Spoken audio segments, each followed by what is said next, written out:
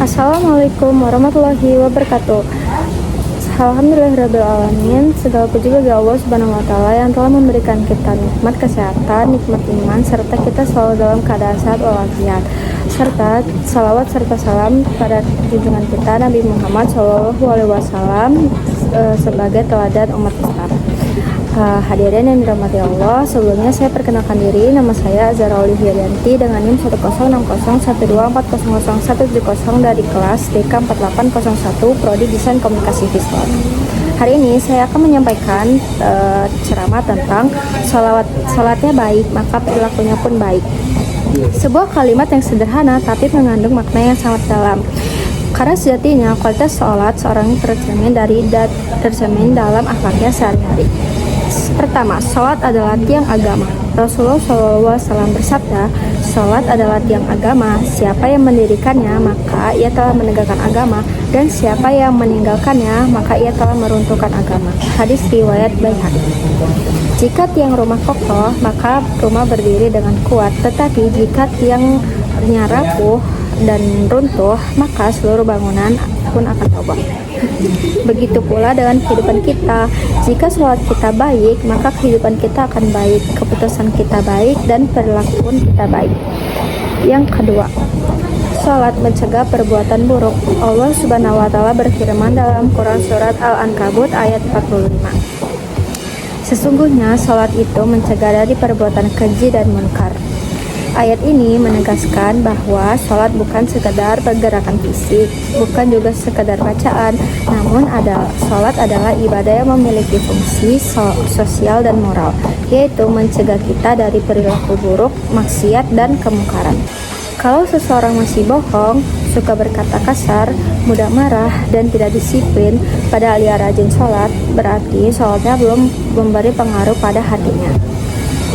Sebaliknya, jika sholat kita baik, pelan-pelan perilaku kita akan terjaga, seperti lisan kita terjaga, hatinya lembut, tingkah lakunya santun, dan ia berhati-hati dalam setiap pergerakan. Dan yang ketiga, sholat adalah bentuk kedisiplinan dan kontrol diri.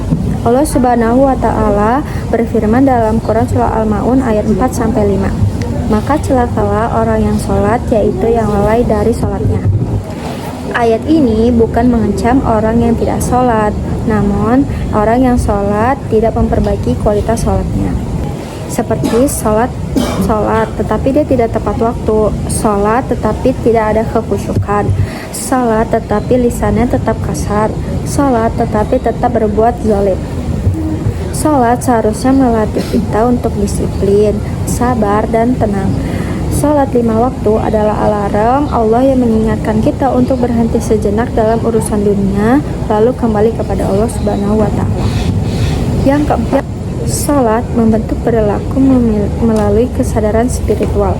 Rasulullah SAW bersabda, siapa yang sholatnya tidak mencegah dari perbuatan keji dan munkar, maka tidak ada nilai sholat baginya kecuali hanya kelelahan. Hadis riwayat Ahmad. Hadis ini mengingatkan kita bahwa sholat yang baik bukan dinilai dari panjangnya bacaan atau indahnya suara, tetapi dari perbuatan hati dan akhlak setelah sholat.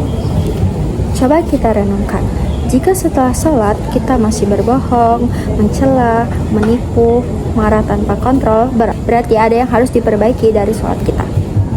Karena sholat melatih kita mengingat Allah setiap hari, sehingga kita lebih bertanggung jawab pada setiap tindakan yang kita lakukan. Yang kelima, contoh nyata dalam kehidupan. Orang yang sholatnya baik akan menghasilkan satu, mengucapkan kata-kata yang baik. Yang kedua, menjaga amanah dan kejujuran. Yang ketiga, menghormati orang tua dan sesama. Dan yang terakhir, menjaga kebersihan dan sopan santun. Mengapa begitu? Karena sholat menanamkan nilai, kedisiplinan tepat waktu, keikhlasan niat hanya untuk Allah, kepatuhan mengikuti aturan Allah, dan akhirnya membentuk akhlak yang baik. Kesimpulan yang dapat disimpulkan dari penjelasan saya, yang pertama, sholat adalah tiang agama.